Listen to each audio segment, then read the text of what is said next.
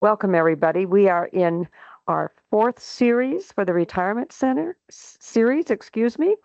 Caregiver support is what our goal is tonight, our speakers.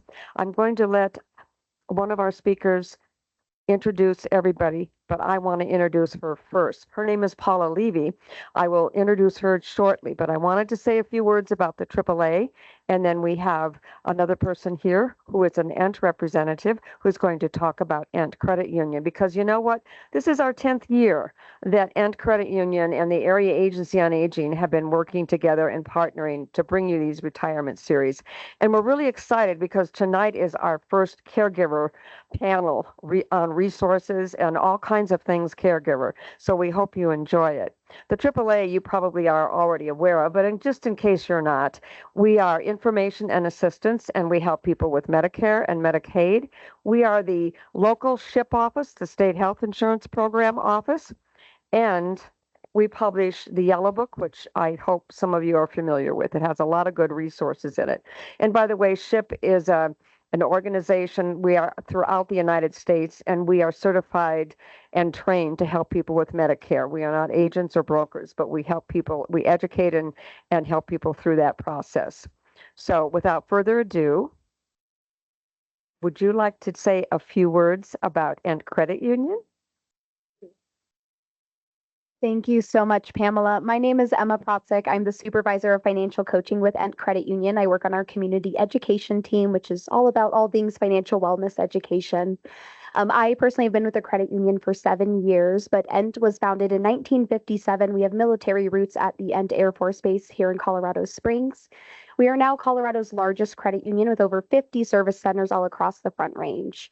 As a nonprofit financial institution, we are all about our member owners and providing different things like this out to the community. So really excited for our 10th year partnering on this series. And thank you everyone for spending part of your evening with us. Thank you, Emma. All right, I'm going to introduce Paula Levy to you. With over 3 decades experience in dementia care, Paula is a passionate advocate for caregivers and individuals living with dementia. She has dedicated her career to providing support, education, and resources to families navigating this challenging journey. Paula is the founder and former executive director of Daybreak, the first adult day services program in Teller County. She has also held leadership positions at Namaste Alzheimer's Center in Colorado Springs. Recognized for her contributions to the field, Paula has been honored with numerous awards, including 2-time Volunteer of the Year and the Joe Henjum Senior Accolades Legacy Award. Through her work, Paula empowers caregivers to provide exceptional care while maintaining their own well-being. So we'll leave it to Paula to introduce our speakers today and take you on the journey of caregiving. Paula? Thank you, Pamela, and welcome guests. Can you hear me okay? I am now going to have the panelists introduce themselves, and we will start with Lucy Crandall to introduce herself from the Area Agency on Aging, and she has a new role with the Area Agency on Aging. So, hi, I'm Lucy Crandall, and I'm with the Area Agency on Aging.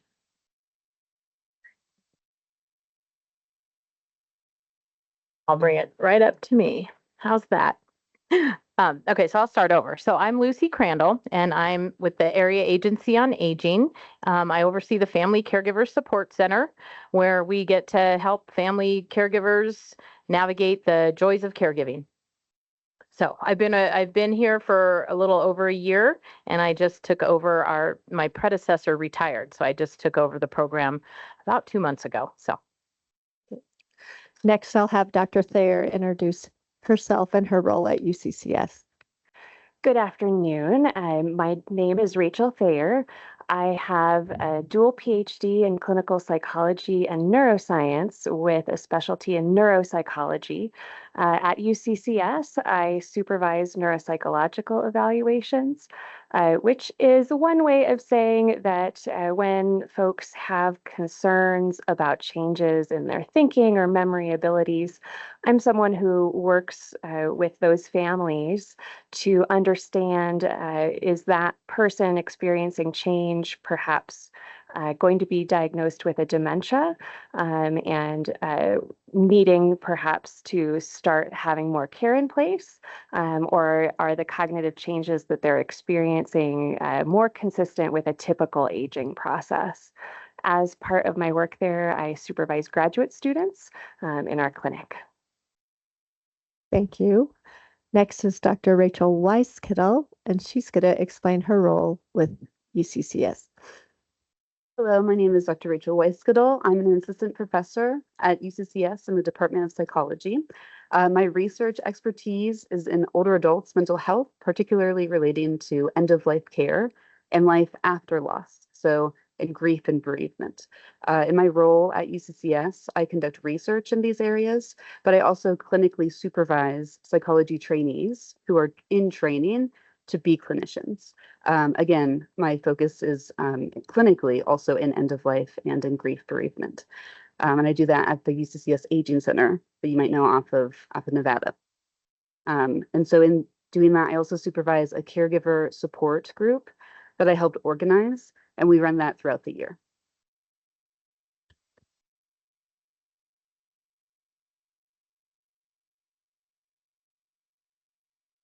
No problem.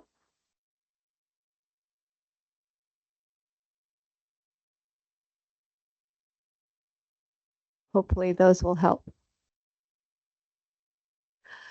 All right. The way our panel is going to go, each panelist has about 10 to 12 minutes to describe what they do. Lucy is going to talk first about resources that the Area Agency on Aging provides. And then Dr. Thayer will go next and talk about cognitive and aging. And then Dr. Weiskittel will wrap with grief and connection.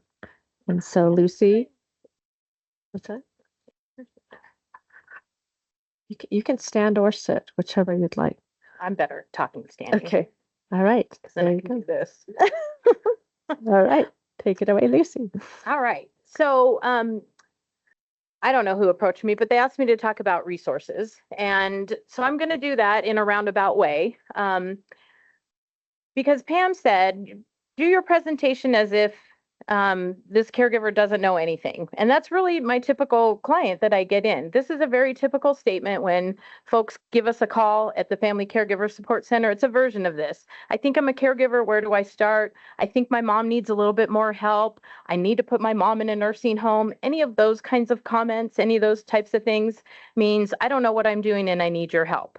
And so we bring them into our office for a 30 to 60 minute consultation, at which point we really do dole out resources, because that's what a caregiver's journey needs to be about, is knowing what the resources are, how to access them, and how to make them work for your particular situation. Caregiving is not a one-size-fits-all journey, so we kind of break things down here at the Family Caregiver Support Center, and we look at sort of resources from 5 different perspectives, and it really does cover the gamut of things. So we look at these 5 different domains, so to speak. We look at a medical diagnosis, we look at the legalities of caregiving, and we're going to go through each of these. We talk about things from a financial perspective. We talk about the types of care that are available out there and what those all look like and what they cost. And then we also talk about support. And when I talk about support with my caregivers, it's not just support for their care recipients, it's support for the caregiver. Most folks, a lot of times, don't even realize they are a caregiver. They've been providing care for so many years. It's just part of what they do in life that all of a sudden they're like, I'm exhausted and I'm tired and I don't know why. Well, it's because you're a caregiver.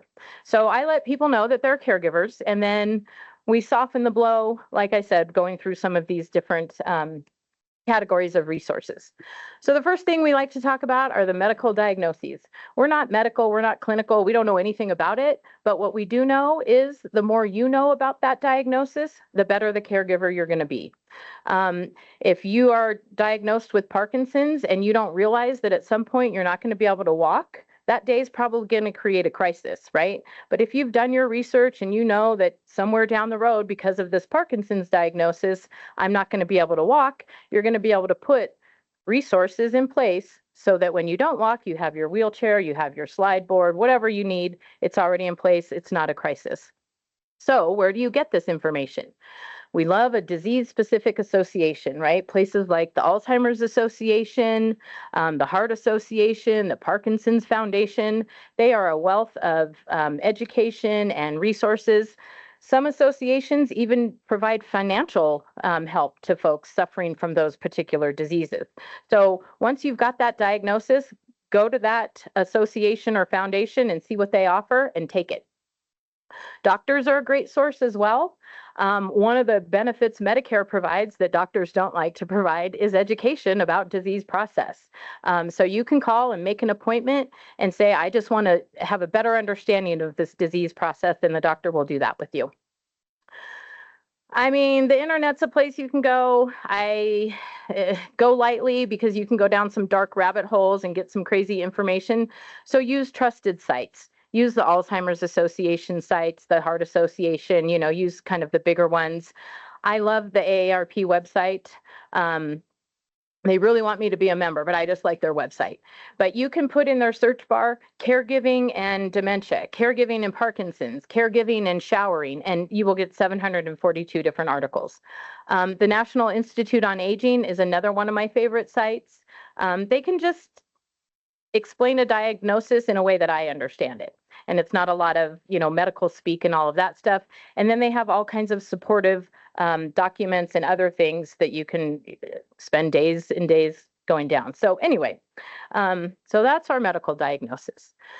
The next thing we talk about are the legalities of caregiving. And a lot of times when it's a family member, you're like, oh, I don't need to put that in writing. It's my son, it's my aunt, it's my spouse. I just counseled a family. They brought their dad home to live in the basement, and they are now going through legal eviction processes. So it can happen. But you got to understand what the legalities are when it comes to caregiving. If you have powers of attorney for someone, what does that mean? What does that give you? What rights does that give you? The language in those documents makes a difference. Sometimes they're going to say regardless of capacity. Sometimes they're going to say at capacity. And you need to know what that is and what that means. You may have to go down the route of guardianship, conservatorship, fiduciary. If that's the case, you're going to need some help with that. And we're going to send you to some different attorneys and to Colorado Legal Services and places like that so that you can do what you need to do to make sure that you can act on someone's behalf if they can. And that's really what a power of attorney does. It really gives somebody the peace of mind in knowing that if they can't speak for themselves, there's somebody that they trust that will speak for them. So make sure you have all those powers of attorney in place.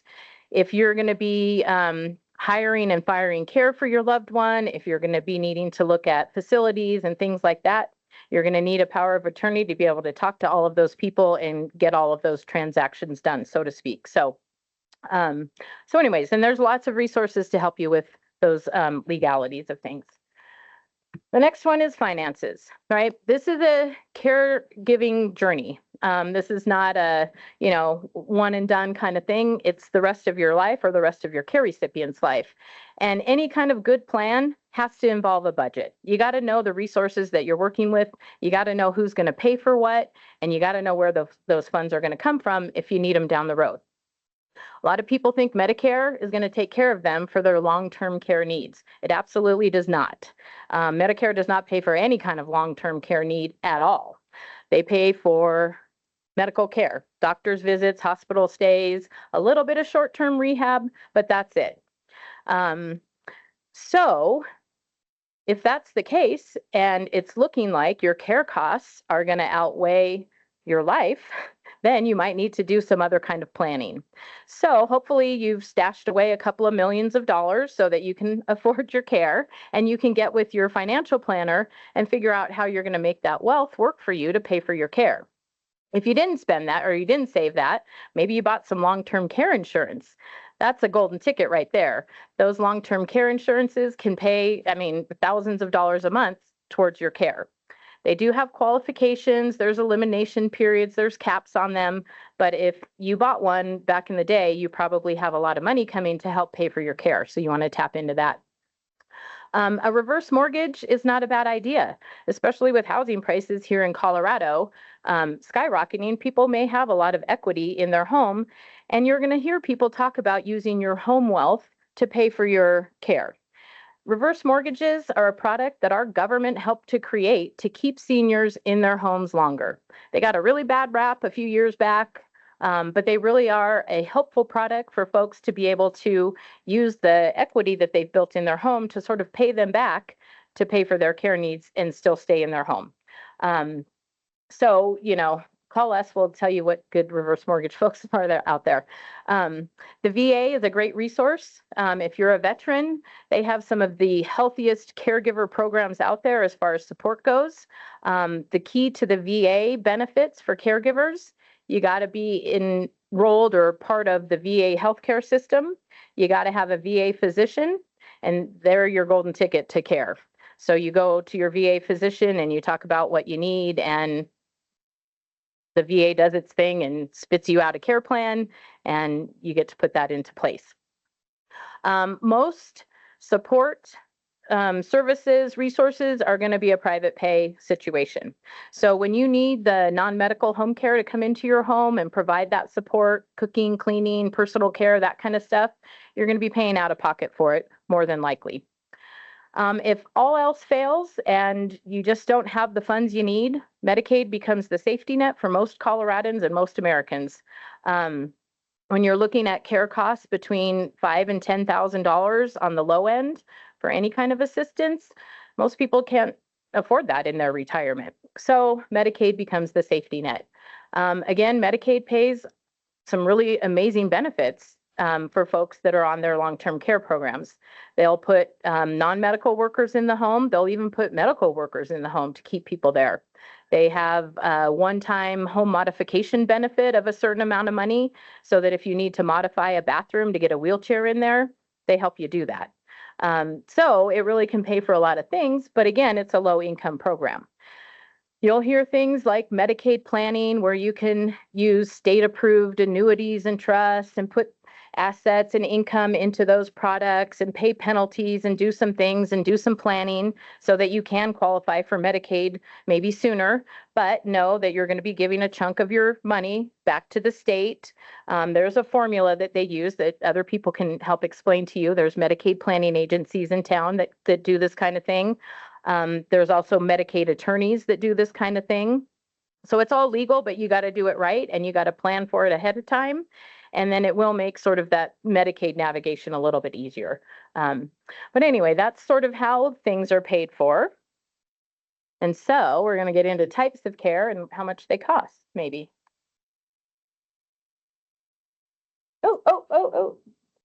Ah! Okay, so there's really two types of care that we talk about the most: facility care and in-home care. So we're going to first kind of go through the gamut of facility care, because a lot of times, you hear the whole, oh, we got to go into the nursing home. What's a nursing home? I don't know. It's not really a thing, because there's all these other levels of care. So the lowest level of care is independent senior living, and there's a variety of independent senior livings. There are just apartment buildings that are 60 and older that provide no support, but it's just a place where lots of seniors can go and live. The low-income senior housing is all the different subsidy programs, HUD, Section 8, all of that stuff. Affordable senior housing is, I don't know, it's weird income limits. You have to make so much, but you can't make more than this, and then you pay 30% of your income.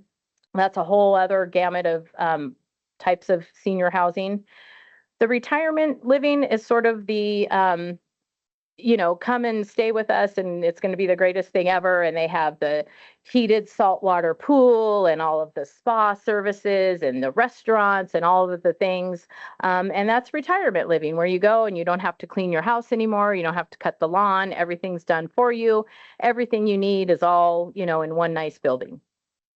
Independent senior living, when we're not talking about low income or affordable, you can find some studio apartments around town for probably 2 to 3, maybe 1,500. Okay. Oh, I got to keep going faster. So next one is assisted living. That's when you need care. Your doctor has to come in and help with that. It has to write orders for that. Assisted living is running anywhere between $6,000 and $8,000 to start with. And then there's typically going to be care costs on top of the rent. Memory care is going to be even more expensive. That's for folks with dementia that need a little bit more supervision and oversight. Skilled nursing facilities that's really more than nursing homes, right? That got all the bad rap. And that's for folks that have medical needs sort of round the clock that can't be handled in a memory care or assisted living.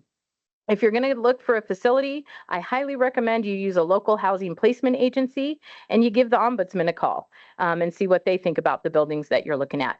Local housing placement can really take a lot of the headache and stress out of finding a place to live because they know what's going on in the buildings and they will only take you to the ones that fit your needs. Okay, in-home care, there's home care, home health, and hospice. Home care is the non-medical personal care workers that can do the cooking, cleaning, bathing, all of that stuff, about $37 an hour. So if you're like, it's okay, we'll just do 24/7 care, it's about $26,000 a month. Home health is the nurses, therapists, social workers that can come into your home under a doctor's order. Short-term, Medicare will pay for that. Long-term, about the only one that pays for that is Medicaid. You can have private pay home health as long as you have a doctor's order. Hospice is end-of-life care, 100% paid for through both Medicaid and Medicare. Most people don't get it soon enough, but as soon as you have that diagnosis, you want to jump onto hospice because it really does provide a lot of support care, CNAs, nurses, chaplains, volunteers, all of that stuff. Okay, moving on. So the last thing we talk about is support, and this is the most important one because without the support of resources and those around you, your caregiving journey is going to be very difficult. So like I said, I don't just give support for the caregiver, I give support for the care receiver as well. When it comes to the caregiver, 63% of caregivers die before their care recipients. So you need help. Self-care, therapy, if you don't have a good therapist, go find one. Tap into support groups, find the respite care that we offer here at the Family Caregiver Support Center. For the care receiver, we're going to look at things like social engagement, senior centers, congregate meal sites. There's a whole new thing going on with remote supports. In other words, technology in the home. So maybe a tablet can help you remind somebody to take their medications instead of having to send a physical person over, and it costs a lot less. So the state of Colorado is actually using a couple of different systems, kind of testing the waters on this because it's a lot less expensive than physical caregiving. So those are kind of the 5 areas that we look at when we're here, and we break it all down based on each individual situation. We dole out the resources that can help. Our yellow book is one of the greatest things ever made. We have grids in there for the different levels of care. We list every home care, hospice, and home health agency. We list every facility in town with a grid. So it's a great place to start if you're not sure where to start, if you don't want to come in and talk to one of us. So that's my 14 minutes. Really? Actually, almost 17, but who's counting? No one. All right, next up is Dr. Thayer, and she is going to cover cognition and aging.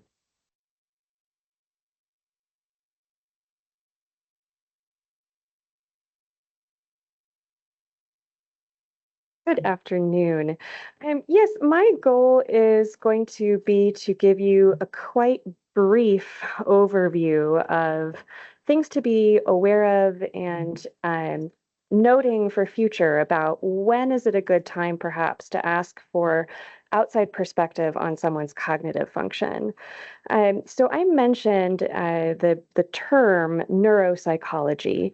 A neuropsychologist specializes in how the brain functions and how it can change over time. There are many different kinds of dementia, and there are many different factors that impact our cognition, especially as we age. And that neuropsychologist is going to be the specialist who can recognize perhaps what type of dementia someone might be experiencing, or perhaps this is primarily a change or concern related to mental health or a particular medical factor, things like that. So in order to best then have a good understanding of prognosis and how to plan for the future, seeking the consultation of a neuropsychologist is something to consider if you are starting to have concerns about your care recipient's cognitive function, or perhaps you've already consulted with a primary care physician who has noted some changes. And that is something that I highlight as perhaps the most important starting point. Lucy mentioned how a medical diagnosis can be very helpful. And a primary care physician is really the best place to start to rule out any of those more basic medical factors that can contribute to someone's cognition. So things like vitamin deficiencies, other medical factors, or perhaps the influence of a medication side effect. All of those things can influence our cognition. And a primary care provider office is also going to be well equipped to complete a baseline cognitive screen with any individual. So a really quick snapshot of how is someone doing cognitively. You can request those screens and how to plan for how often those should be completed. And based on the result of that screen, then a care recipient might be referred for a more comprehensive evaluation, which is something that I would do, for example. When it comes to those additional screens, one of the things I also like to highlight for caregivers is that, like most medical specialties, neuropsychology offices oftentimes can have long wait lists. At the Aging Center, we currently have a wait list of about 6 months. And so if you start to have concerns about your care recipient's cognitive function, it is definitely beneficial to get into that primary care office sooner rather than later to start having that discussion if it turns out then that there might be a longer wait for services. A neuropsychological evaluation encompasses oftentimes a medical record review, an interview process where you would be telling the neuropsychologist perhaps any of the concerns that you have noticed, along with what the care recipient has noticed themselves.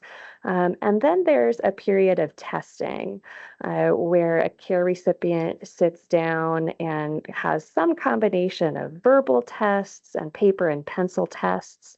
And that process can range over several hours in time. So it can be quite a commitment and a long process. So again, it's something I often recommend as either worth your while if you've already noticed some changes in someone's daily functioning. So perhaps that person has already started having difficulty doing things like managing their finances and appointments, driving, making decisions are some of the other things to look out for. But that then evaluation has the goal of providing relevant recommendations for both care provider and care recipient. Recommendations can include anything from more information about the specific cause of cognitive changes that has been a concern, including then prognosis, what to look for over time, which medical specialties might be particularly helpful to connect with. We also very commonly make recommendations overall about level of support that might be appropriate. Because as a caregiver, it can be especially difficult to be faced with those decisions of at what time might it be appropriate that someone start receiving in-home care versus transitioning into assisted living or memory care. That is exactly what neuropsychologists can help with. We also very commonly make recommendations, perhaps case by case, about is it time to seek power of attorney and connect with legal services? A subset of neuropsychological evaluations called capacity evaluations can be done more specifically when a care provider has concerns about their care recipient's ability to make important decisions. And so that can be a more specific type of evaluation. Um, and all of that then is something where a neuropsychology team can interface then with other elements of the care recipient's healthcare network. Those results go back to a primary care provider or perhaps back to a neurologist that might be working with that person. Our goal is always to make the most appropriate recommendations for anyone individual in terms of what they might need. Broadly speaking, I'd also like to just take a moment to note the importance of self-care for caregivers, especially because of all of the factors that we know can then impact someone's cognitive health and future. So by prioritizing your own health as well as part of your caregiving experience, you're also then going to be more aware of all of the health factors that could go on to impact your own cognition.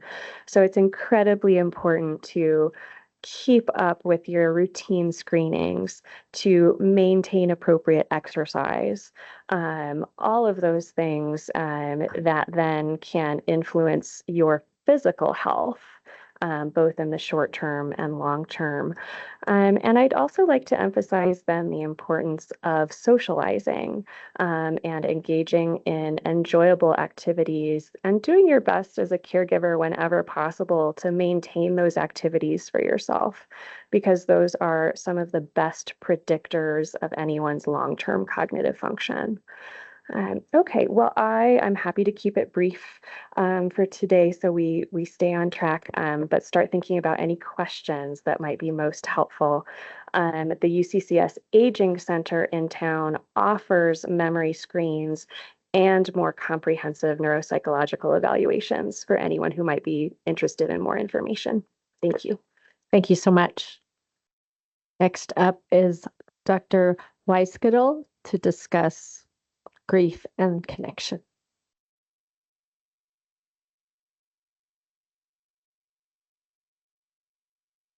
Good afternoon. Thank you for sharing your time with me today.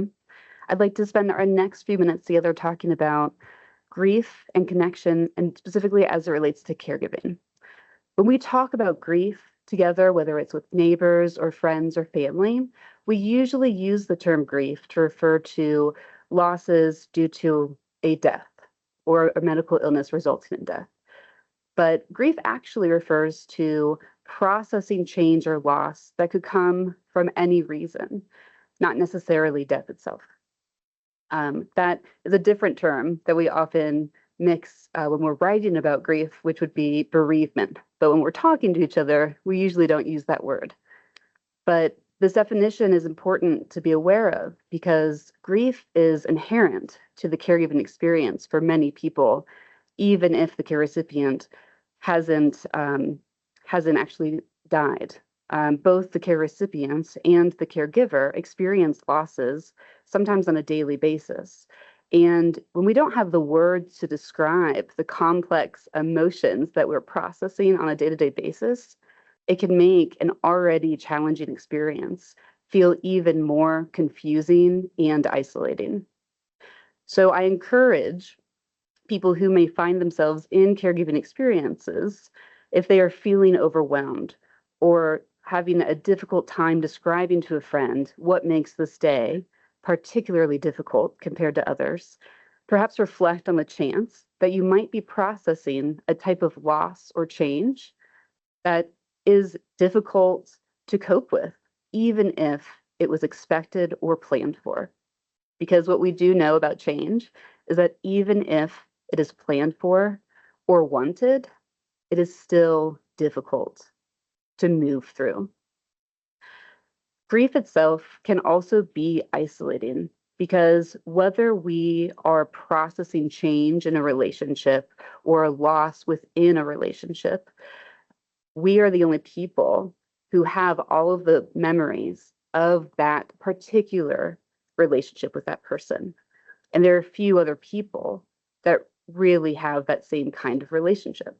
And so sometimes it can be difficult to describe day-to-day experiences when we know that someone else might not get it. But I'm here to tell you that in an interesting paradox, the feeling of being alone is actually something that you're not alone in.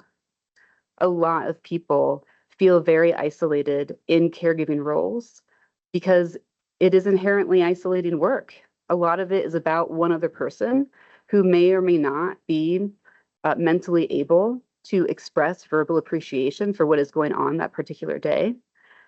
And many caregivers feel lost in those types of interactions, but then lost in the type of relationship that perhaps they used to have. But the process of going through that change is something that a lot of caregivers can relate to. And that's one of the reasons we started caregiver support groups through the UCCS Aging Center, is to offer not only individualized care to people in these roles, but also offer a source of community to caregivers to talk amongst themselves about some processes that they may not have ever dreamed could be relatable to someone else. The interesting thing that we have learned about connection and caregiving is that you can have very different care recipient diagnoses, very different day-to-day tasks or responsibilities as a caregiver or recipient, but you can have intensely connective shared experiences, perhaps in the underlying emotions or relationship currents that flow through these day-to-day changes. So we have found a lot of utility and interest from the community in participating in these group-based forms of support. So much so that even though our caregiving support groups are only 8 weeks long and they meet once a week, we have now, due to need, established a monthly caregiver support drop-in group that anyone who has graduated from the 8-week support group can attend at any time. They don't have to attend every month. They can just do it as needed. And we pretty soon may have to expand that to 2 different times each month because so many caregivers keep coming back to reconnect with this community that they have built out. And built out of an experience that many of them never thought that they would be able to share the intimacies of with anyone else. So grief is something that is experienced sometimes frequently by a caregiver, whether they exactly have the words for it or not. And it's also something that's experienced by care recipients. We can grieve the loss of our own mobility, of our functionality, of not being able to tie our shoes the same anymore, of not being able to do certain things. And the mourning process that comes with that is normative. That is to say, it's not unusual, and it's okay to allow yourself to embrace frustration or whatever emotion comes with that experience. What tends to lead to trouble is if we suppress these pretty natural emotions that come up alongside all this change. What that can lead to is what we might call like a secondary emotion, right? We feel angry because we're sad. And so sometimes if we just let ourselves not only experience, but express some of these difficult or confusing emotions, kind of releases their power over us and also releases us from an expectation that we should know all the time exactly what we're doing. Because caregiving is sometimes a step-by-step process, and we can only see 2 steps ahead. And if we ask ourselves to see 10 steps ahead, we're only going to get overwhelmed and self-blaming. So support groups is one way to combat the inherent nature of feeling isolated in a caregiver dynamic. But there are other resources as well. We've heard some great online resources that provide reading material about shared experiences, and also some factual or updated resources that you can also call on in times of need. But for those emotional components, just know that you're not as alone as you might feel you are, and that there are other people who may be going through similar processes as you.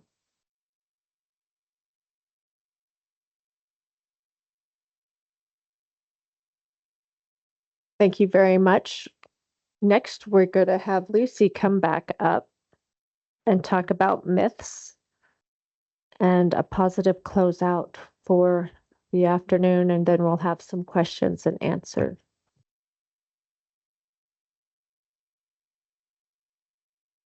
Can you go back to my presentation that you're working on? Yeah, I was supposed to talk about myths, but I'm not. I like to go rogue.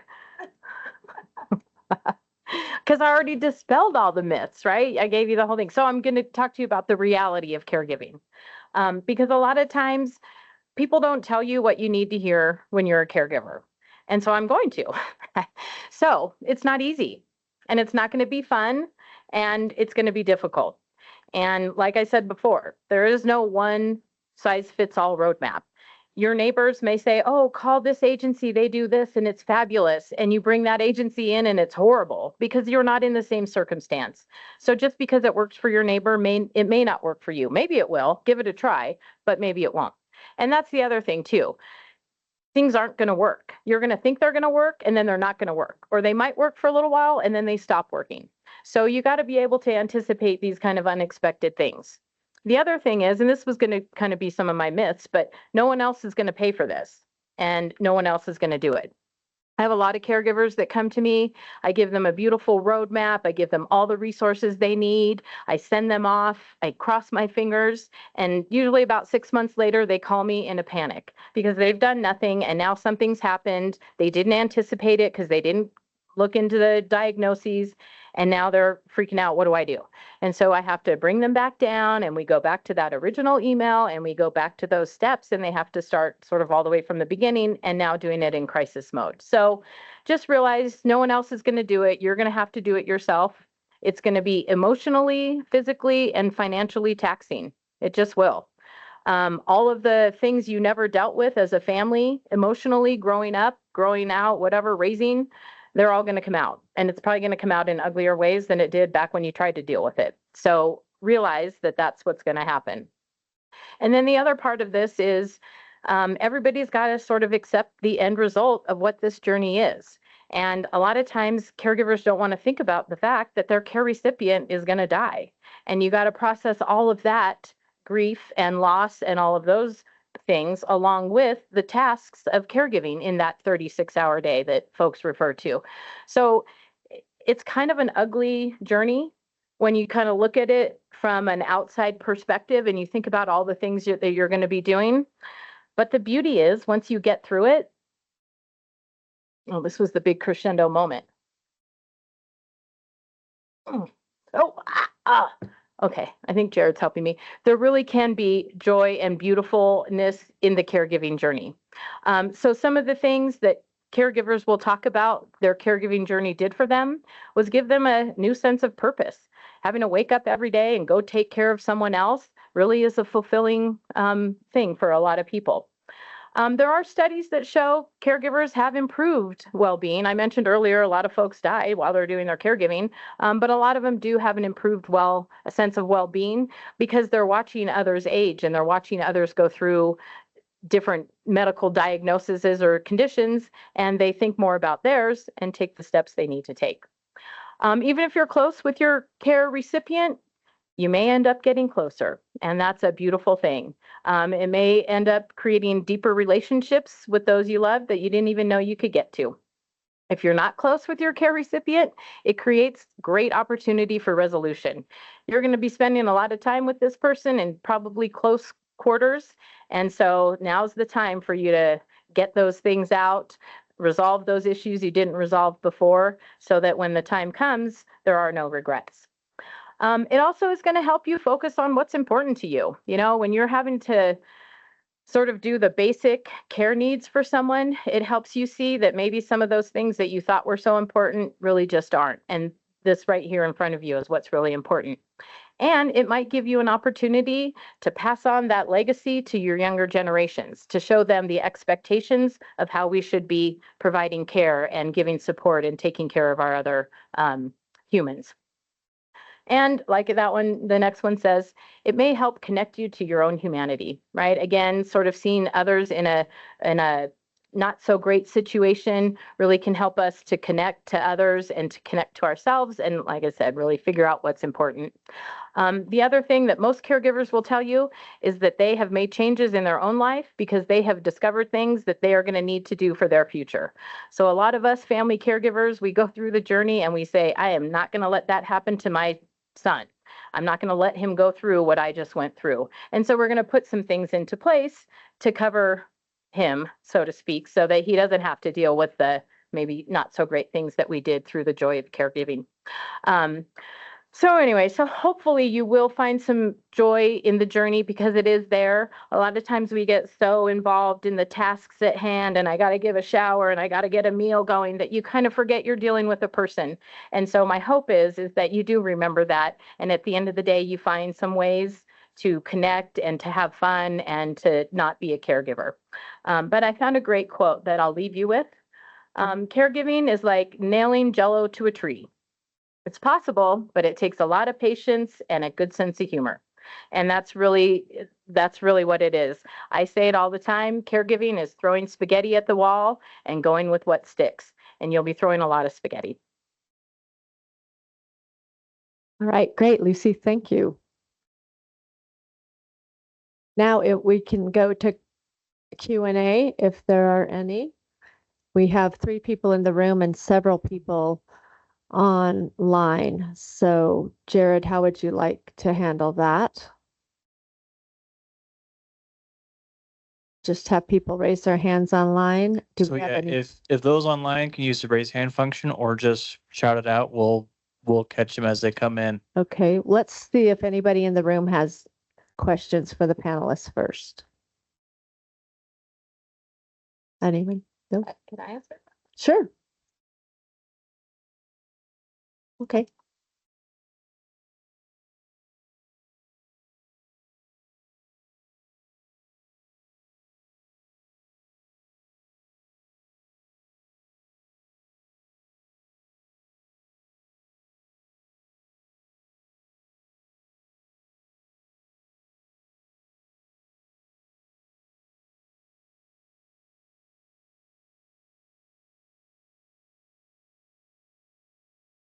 Yeah, so the question was about becoming a family caregiver, and is the question about becoming a paid family caregiver?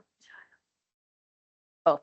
Okay, so let me tackle the paid one first. So the only sources of funding for paid family caregivers really are Medicaid, and they've got some really good family caregiver programs that pay. And it doesn't even have to be a family member, but it can be just a friend.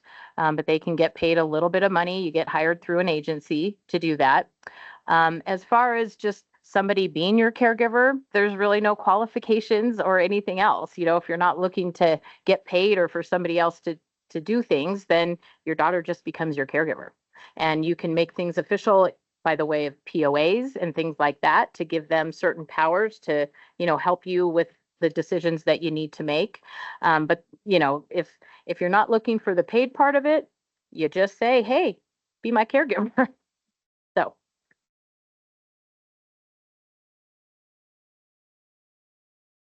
Only through Medicaid and the VA. Yep. Yep. My understanding of the VA resources for caregivers all starts through your VA physician. So you've got to have a physician through the VA. And once you have that, you just go to him and ask. I had a woman call me and she said, I need respite care. Where do I get that? And I'm like, nowhere. And I said, is he a veteran? She said, yes. I said, call his VA doc. She called me back within an hour and she said, my weekend's planned. So it's, miracles happen through the VA physicians if you get the right one, I think. Yeah. Any other questions in the room? You see any online, or there's some in the chat? So Paula, Yeah. and I'm happy to read them out loud. That would be great. Perfect. So Steve was just asking, just to confirm, 1, get recipient to primary care physician, have physical and cognitive assessments completed. 2, find specialists, conduct more evaluations. 3, use those assessments and information to determine level of care necessary. Is that an accurate summary? Steve, yes, I would confirm that process overall, with the addition perhaps that depending on the status of your care recipient, it might be the case that your primary care physician would already be able to weigh in on what level of care is necessary, or perhaps a brief screen was sufficient. Oftentimes, specialists become involved early in the process, at the time when there are a lot of questions about if cognitive changes are really taking place consistent with a dementia process, and then to plan accordingly. So if someone is earlier in their process overall and changes, your layout there is quite accurate. If someone has already seen a lot of changes, I'd say still start with the primary care provider, but they might have their own recommendations about what to do next.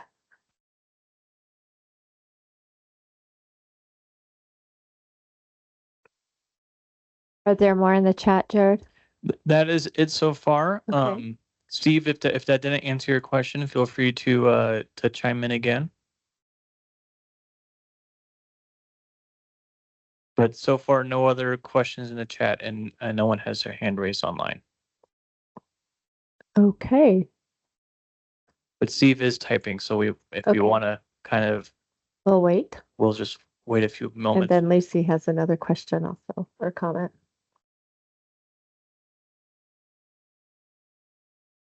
So Steve, his follow-up question, is a CHAMP VA physician the same as a VA physician? I don't know what a CHAMP VA physician is. They're not sure what a CHAMP VA physician is. Could you clarify that for us, Steve? Hello, my mother has insurance through something called CHAMP VA, and I don't know if it's the same thing as the VA. If it's insurance, I mean, I've never heard of that insurance, but if that's insurance, then that would, I mean, I guess I would probably call the back of that card, but the insurance part isn't the key, it's the actual doctor. We're looking it up here, hold on. So CHAMP VA, if this kind of helps trigger any bells, stands for Civilian Health and Medical Program of the Department of Veterans Affairs. So the CHAMP is the Civilian Health and Medical Program. And I believe it looks like it's a healthcare program for the spouse or a widower and children of the veteran. Yeah, and my Exactly. guess is if you're involved in that program, that had to have been initiated through a VA physician. So you're probably already connected. I'm not sure if I'm answering the question, but.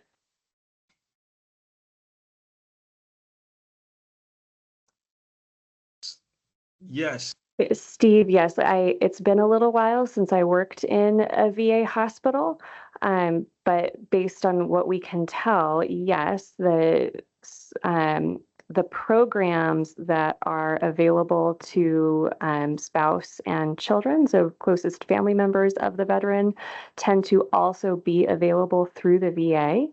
And so that connection could still be initiated through the local VA system. And likewise, the process would be the same as far as starting with a primary care. And then asking that person about the availability of any cognitive screening, any other medical evaluation that would be helpful. Okay, thanks. And Paula, no other hands raised and no one else is chatting at the moment. So can either of you guys talk on mild cognitive impairment? Okay. And what that is, what it means. I could talk all day about that. So more I guess specificity is helpful. Related to a dementia diagnosis. Okay, yes. So yes, so I was using the phrase dementia because that is what most folks are most familiar with. In medical diagnostic terminology, or we could even say jargon, there is, before dementia is diagnosed, what's called a mild neurocognitive disorder or a mild cognitive impairment could be diagnosed. The diagnosis itself can occur outside of a dementia process. So it doesn't automatically mean that that person will go on to develop dementia. But what it does mean is that person has started to have some degree of cognitive change that has not yet impacted their daily life, as in they're still able to do things like manage finances, medications, appointments, drive. Perhaps those activities might take a little bit longer than they used to, or strategies for reminders might be used as well. But overall, the person is still able to live fairly independently. And so oftentimes when I provide a diagnosis of a mild neurocognitive disorder, it's because someone has just started to notice some of those changes in their daily life. And that is when, again, depending on what areas of change have been noticed, a specialist would be able to tell you what general likelihood is causing that change. So again, does this look like early Alzheimer's disease? Does it look like an early vascular or other kind of dementia, or so on? Does that help? It kind of does, yeah. Yeah. What else can I share? So I have families that hear mild cognitive impairment and they say, oh, good, it's not Alzheimer's or dementia. We have nothing to worry about. And so I, for me to be able to coach them to say, yes. Thank you. I understand a little bit better now. Yeah, so that can happen, I think, if a family is then recognizing that some people diagnosed with MCI actually can improve. If the underlying contribution to the cognitive symptoms improves. So for example, a diagnosis I might give would be, well, this looks like it's mild cognitive difficulties related to someone's cardiovascular health. If they then implement a lot of lifestyle changes, manage their health, those kinds of things, then their cognitive symptoms might also improve. But right, when I am indicating what that diagnosis means, what I tell people is that research supports that about a third of those individuals will go on to dementia or more significant symptoms. About a third will stay the same, and about a third would improve. Okay. So giving those kinds of benchmarks can really help then families understand what they're needing to prepare for. Yeah. And where they go next.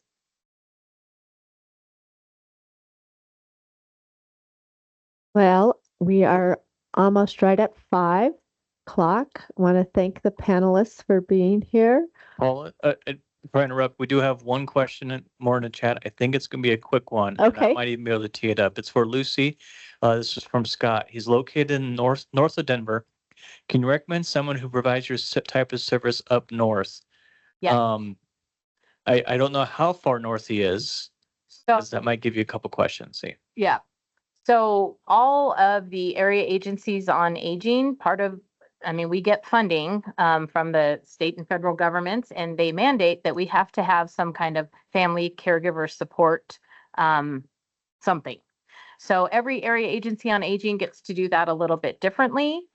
So depending on how far north you are, but you could go online and Google area agencies on aging Colorado and find the county that covers yours and give them a call. And they should be able to let you know what support they have for family caregivers and what other resources are available in that area.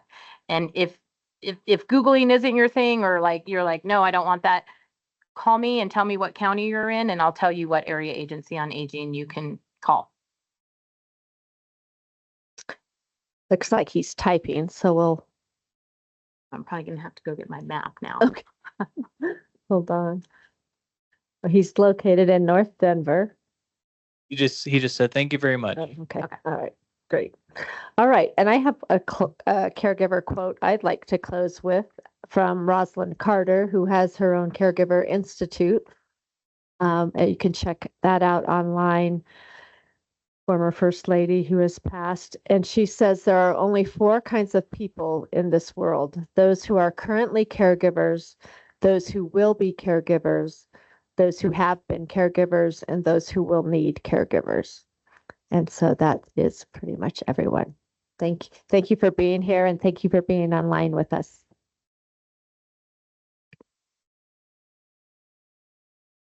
Thank you, everyone, for the discussion today and the review. This was extremely helpful, extremely interesting, and something to take to heart, literally. So we thank all the people online, and as well as our people here. Of course, like I said last week, and I'll say again, you people online are missing out on the snacks and the goodies that Ant Credit provides. So just keep that in mind.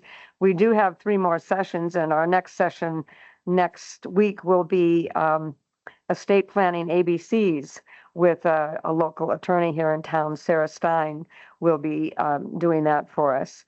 So again, we thank you for being here. And Emma, would you like to say a few words about Ent? Just want to say thank you again from Ent Credit Union and the Pikes Peak Area Agency on Aging for joining us, and we look forward to seeing you at the upcoming sessions we have. Thank you, Emma. Thank you so much, folks. Have a good evening.